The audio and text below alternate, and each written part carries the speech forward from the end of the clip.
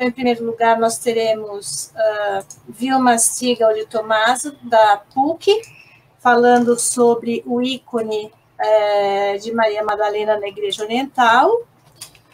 So now I welcome Vilma Stiegel de Tomaso from Pontifical Catholic University of São Paulo, and her paper is The Icon of Mary Magdalene in the Eastern Church and its Influence on Contemporary Religious Art. Então, muito obrigada, Vilma. Eu que agradeço o convite e gostaria de saber se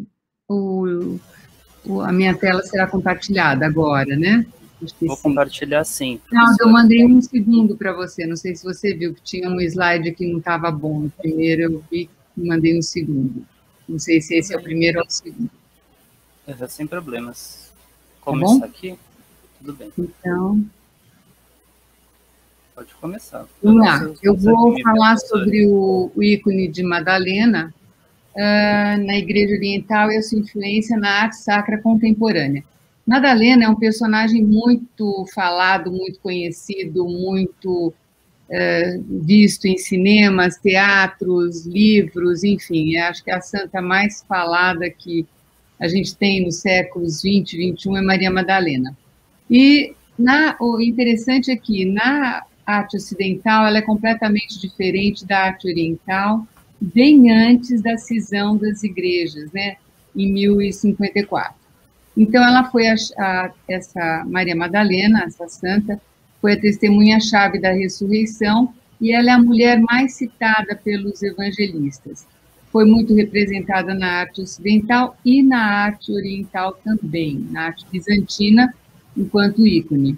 Mas a gente vai ver nessa minha fala a diferença que há entre essas duas tradições. Maria Madalena, na arte ocidental e na teologia também ocidental, na tradição ocidental, ela está numa fusão de 3 mulheres. Isso só foi revisto a partir do Concílio Vaticano II. Quem são essas 3 mulheres na arte ocidental? Maria, irmã de Lázaro, a pecadora anônima, que está em Lucas, final do capítulo 7, e a Maria Madalena mesmo, de quem Jesus expulsou 7 demônios, e foi a mulher que acompanhou a paixão, morte e ressurreição de Jesus.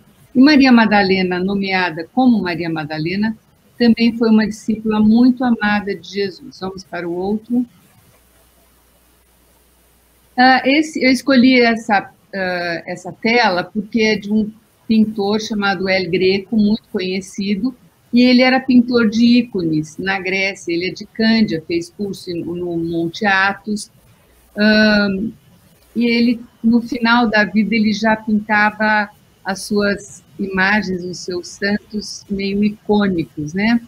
Então, nos relatos, não há nada que fale, por exemplo, que Maria Madalena tenha sido pecadora, tenha sido adúltera, tenha sido, enfim. Mas, por causa de expulsou 7 demônios, que está no Evangelho de Lucas 8, 1 e 2, versículos 1 e 2, ficou essa conotação de pecadora, de ter sido ou adúltera, ou, enfim. Mas isso não, pelos Evangelhos, isso não se firma. Pode ir. O próximo. Dentre as muitas diferenças que sucederam depois dessa cisão, né, das duas igrejas, o culto de Madalena também sofreu discriminações. Havia, já no começo da igreja, no cristianismo, né, no início do cristianismo, um juízo oposto entre os dois, a igreja, os padres do Oriente e os padres do Ocidente. Então, qual é essa diferença? Na Igreja Oriental, fazer distinção das 3 mulheres que nós já falamos, né? Mas, na Igreja Ocidental, não. Quer dizer, na Igreja Ocidental fazia essa distinção das 3 mulheres, como a gente viu anteriormente. A Igreja Oriental, não. Essas 3 mulheres, é uma cada uma, elas não são fundidas, elas não foram amalgamadas, a gente pode dizer. Próximo.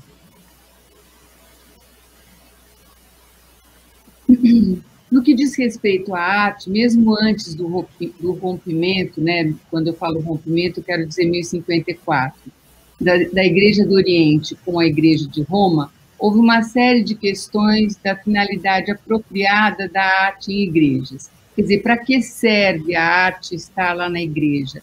Né? Qual é o objetivo, né, de ter essa arte na igreja? Isso levou a regiões orientais de fala grega do Império Romano, cuja capital era Constantinopla, a recusarem a liderança do Papa Latino. Havia questões políticas também que nós não vamos entrar aqui. Houve também a conhecida crise iconoclasta do século VIII, né? Havia os crentes contraditórios a toda e qualquer imagem, eram chamados iconoclastas. E havia também os iconófilos, eram os amigos dos ícones, vamos dizer assim, que eles achavam úteis as imagens, até não só do ponto de vista didático, mas elas eram sagradas, por várias questões, entre elas é que um iconógrafo ele precisava ser um asceta, um homem que busca o caminho espiritual. Então, existe toda uma busca de espiritualidade na confecção, na escrita, a gente não fala que pinta o ícone, né? Na escrita deste ícone. Então, é um processo de santificação, vamos dizer assim. Pode passar. E na arte oriental, as representações dos santos e santas também não são meros objetos de culto. A gente não vê, por exemplo, na arte oriental, uma escultura, por exemplo, de Nossa Senhora, ela sozinha, ou de qualquer outro santo. Ele sempre tem que estar de alguma forma em ação, em alguma coisa, tá? Então, e mais do que isso, são mais do que isso, né? Não são objetos de culto. Instrumentos que demonstram, na tradição cristã, o poder estimulante e um verdadeiro ponto de apoio para os crentes no exercício das suas orações. Sabem que os ortodoxos, né, os crentes da Igreja Oriental, eles rezam sempre na presença de um ícone. Isso tem um significado importante. Eles têm ícones que eles carregam quando viajam, enfim, portáteis, né? Levam consigo, abrem, geralmente são assim, de abrir e fechar, para fazer as suas orações. Então, os santos são pessoas que tiveram acesso à hierarquia divina e adquiriram o direito de serem representados em imagens, pois possuem o dom de converter o profano em sagrado. Na Igreja Oriental tem muito forte uma dimensão que deveria existir na Igreja toda, que é da divina humanidade. O ser humano é divino e humano. É isso que o ícone, a arte oriental, quer passar, quer mostrar. Pois não, pode passar. Então, por meio da imagem, além de se render homenagem ao santo, sua figura se torna um ícone, um eikon, ou seja, uma representação munida de uma força intercessora, e por isso não pode ser objeto de livre interpretação do artista. O iconógrafo não faz o que ele quer, pois eles devem ser o próprio testemunho da realidade não ilusória da divina encarnação.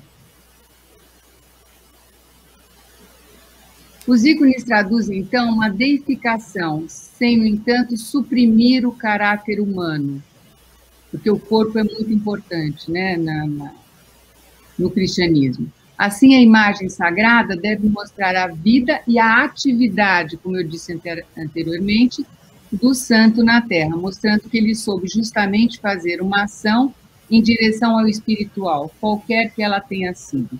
Mostra o que ele fazia, né? O que ele fez para ser santo. Dessa forma, os santos e santas representados individualmente ou não pelos artistas, são componentes de uma estrutura iconográfica complexa. Eles sempre fazem parte de um contexto, que deve ter a mesma significação litúrgica, dogmática e educativa como a Sagrada Escritura. Então, Maria Madalena se tornou o ícone de uma atitude para com Jesus, para com o Cristo, proposta através da iconografia do Cristo. Os pintores da escola bizantina e pós-bizantina encontravam nas Hermineias, o que são Hermineias? Manuais e guias da vida prática e espiritual, todas as indicações necessárias concernentes às cenas que eles poderiam representar Maria Madalena. Como é que eles poderiam representar essa cena? As cenas de Maria Madalena, nessa santa. Podiam representar como ela aparecia nos evangelhos, ou seja, na crucifixão, na descida da cruz, na lamentação, no sepultamento, a anunciação da ressurreição aos apóstolos e no Cristo na ressurreição, quando ele aparece para ela, né? Em João 20, só ela que vê Cristo ressuscitado, né? Ela é a testemunha-chave da ressurreição. Então, na versão ortodoxa do Noli Me Tangere, Cristo nunca aparece retratado como um jardineiro, como na arte ocidental, mas sempre envolvendo de luz Maria Madalena ajoelhada a seus pés. Então, na arte de Maria Madalena, na arte bizantina, Maria Madalena jamais será uma lenda, porque existem tradições na Igreja Católica que ela esteve na França, em vários outros lugares, né? E são até bonitas essas histórias. Mas na arte bizantina, não existe essa representação.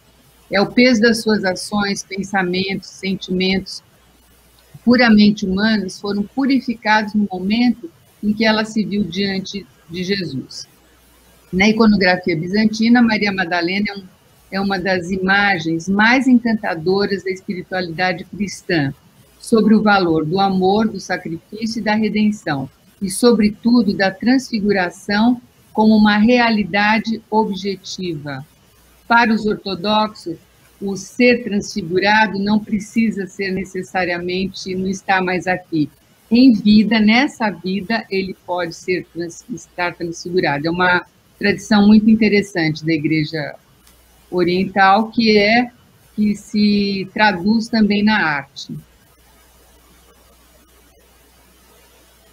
Então, agora eu vou mostrar alguns ícones para falar sobre isso. O que eu quero pontuar também nessa apresentação é que essa arte oriental, essa arte bizantina, que se conservou sempre, nunca mudou, em detrimento à nossa ocidental, que por causa do Renascimento mudou completamente, pelo menos na visão de Maria Madalena, ela está voltando agora. Esse vamos dizer assim, o escopo da minha apresentação, né? Porque eu acho que muitas coisas do que eu já falei, vocês já sabem aqui, acredito eu. Então, é que ela está aos pés da cruz, junto com Maria, ela está amparando Nossa Senhora, está na Rússia, né? Uma crucifixão, pode passar. Aqui também, novamente, um ícone, está em Moscou, na Galeria Tretьяков, também ela numa atitude, sempre ela fazendo alguma coisa.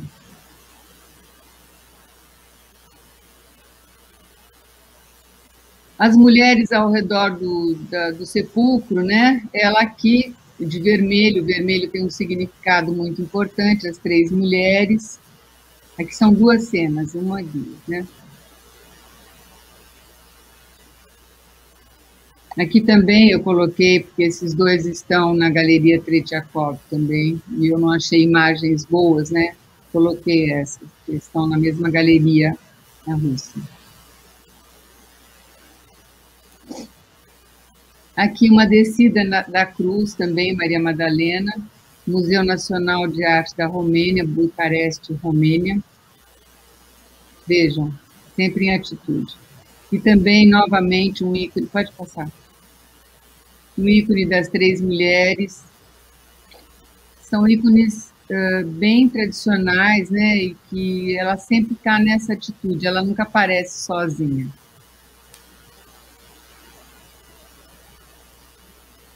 Aqui nós temos 2 cenas, né, o túmulo vazio, o anjo falando, porque vocês vêm procurar entre os mortos aquele que vive. Se a gente fizer um corte diagonal aqui, e o Noli Me Tangere, né? João 20. E vejam que ele não está como um jardineiro. Vejam bem. Pode ser. Aqui, novamente, as mulheres, uma outra cena que ela é muito apresentada é como as mirróforas, aquelas mulheres que levavam a mirra para ungir o corpo daquela pessoa que tinha, do defunto, né? Então, esse era um serviço muito importante na tradição judaica, né? E a gente sabe que Jesus foi ungido, né? Antes, agora na Semana Santa, nós vamos contemplar essa leitura. Então, aqui as mirróforas no sepulcro e a aparição a Maria Madalena. Olha, preste atenção nesse ícone. Aqui nós temos a aparição, elas no sepulcro, as 3 mulheres, e aqui no canto direito, não sei se vocês veem, Cristo aparecendo para Maria Madalena de vermelho. O vermelho é a cor da divindade. Então, ela já se santificou, vamos dizer assim. Pode passar. Esse é um ícone também grego, né, cretense, do século XVI, é um ícone, acho que, dos mais conhecidos, um dos mais tradicionais, está em Dubrovnik, na Croácia. Também ela aqui ajoelhada, né? Aqui também 2 cenas, né? Isso é aqui as Santas Mulheres no sepulcro, a mesma cena, porque buscam entre os mortos aquele que vive, e aqui um Noli Tangere, ela ajoelhada novamente.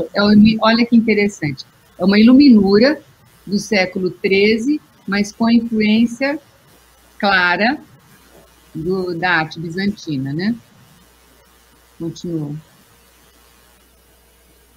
Também aqui numa catedral românica na França, em pedra, né? E a mesma coisa, um Noli Tangere também, muito bonito. Aparição de Cristo a Maria Madalena, século XII. Pode passar. Esse slide está errado. Isso.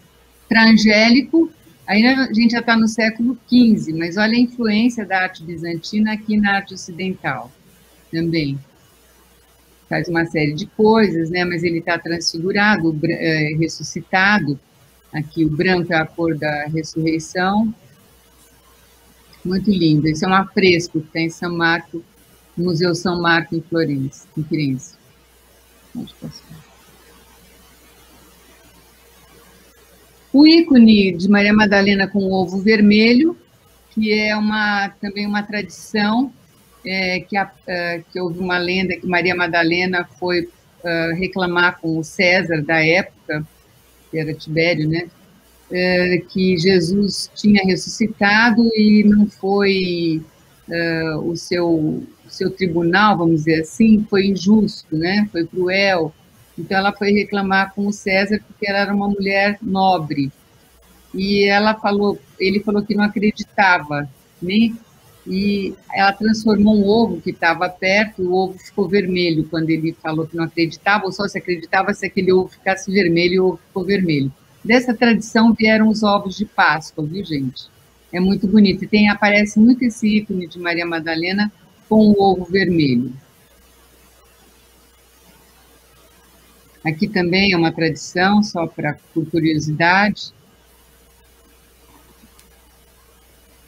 Um ícone de Maria Madalena, sempre mirrófora, aí já é uma atitude, vocês percebem? Ela vai ungir o corpo do Cristo morto, que ela acha que está morto. Continua. Para vocês entenderem, essa é uma santa, Maria Egipcíaca, que ela foi muito confundida com Maria Madalena, uma santa muito importante também na tradição ortodoxa. E eu quero mostrar em seguida um ícone, como é que os ícones eram apresentados. Eu não achei um ícone de Maria Madalena como eu gostaria que fosse esse. Nós temos aqui a Maria Egipcíaca ao centro, e aqui ao redor toda a vida dessa santa. Era assim que eram apresentados os santos, quer dizer, eles têm que estar em atitude, eles fizeram alguma coisa para poder estar na Jerusalém Celeste agora. Então, esse é só um exemplo, e essa santa, que é muito venerada na tradição ortodoxa, é pouco conhecida aqui no Brasil, mas conhecida já. Então, era só para dar um exemplo da dinâmica da atitude, né? Pode ser. Esse eu quis mostrar aqui, essa Madalena, do mestre da Madalena, esse é o nome do artista, né, pelo menos que dizem ser. Mas aqui é a cena de uma lenda da Madalena, da Legenda Áurea, que é uma tradição ocidental, só para vocês mostrarem como as duas igrejas ainda conversam, embora existisse a cisão já, né? Continuando. Agora nós vamos voltar para a arte moderna. Nós estamos aqui no século XXI, isso é o necrotério do Hospital Madonna dell'Uliveto, em Monterico de Albinea, Reggio Emília, Itália, né? Temos esse mosaico das mulheres mirrócoras, aqui Maria Madalena e a outra mulher atrás. Então, vocês vejam, eu só queria mostrar agora essa influência da arte bizantina na arte sacra ocidental contemporânea. Marco Ivan Rupnik é considerado um dos artistas, os mais importantes artistas sacros da atualidade. Ele é eslavo, ele é esloveno, né, e mora atualmente na Itália. Continuando. Temos o nosso Cláudio Pastro, as mulheres mirrócoras, né, que vão ao túmulo vazio, mesma coisa, olha a influência, né, os traços, a simplicidade, não chega a ser um ícone, mas a influência bizantina é real aí, a gente não pode negar. Pode continuar. Esse é o Noli Me Tangere, Cristo ressuscitado com Maria Madalena, de 2011. Esse mosaico está na Igreja Nossa Senhora do Caminho de Caltagirone, na Itália. Então, vejam, ela ajoelhada e ela toca no Cristo, né? Vejam, ela toca nele. Esse mosaico, aliás, ele está... Eu tenho dois, né? Aqui eu tenho o Milagre do Vinho, né? As bodas de Caná, e acima também o Noli Me Tangere. Esse mosaico está na capela do Santuário São João Paulo II de Washington. Então, eu queria mostrar o contexto em que está, por isso que eu te mostrei essa imagem. Por favor, a próxima. Essa é um recorte daquela imagem, lá de cima, que vocês viram. É uma imagem de Maria Madalena. Essa atitude do véu aberto, na imagem do ícone, na tradição do ícone, o véu aberto é um sinal de acolhida. Então, isso também, vejam, ela abre o véu, ela acolhe. E no anterior, se vocês notarem, também. Pode passar. E aqui, por último, o nosso Cláudio Pastro. Essa tela estava é uma coleção particular. O Cláudio Pastro faleceu, infelizmente, em 2016, mas ficava na casa dele. Atualmente, eu não sei do espólio, né? Não sei onde está. Mas é realmente um Noli Me Tangere muito lindo. Muito simples, né? Traços muito simples, com a influência também da arte moderna e uma árvore da vida aqui. Gente, encerro aqui a minha apresentação. Não sei se eu ultrapassei o tempo, se eu ultrapassei, peço desculpas. É isso aqui. Muito obrigada. Não.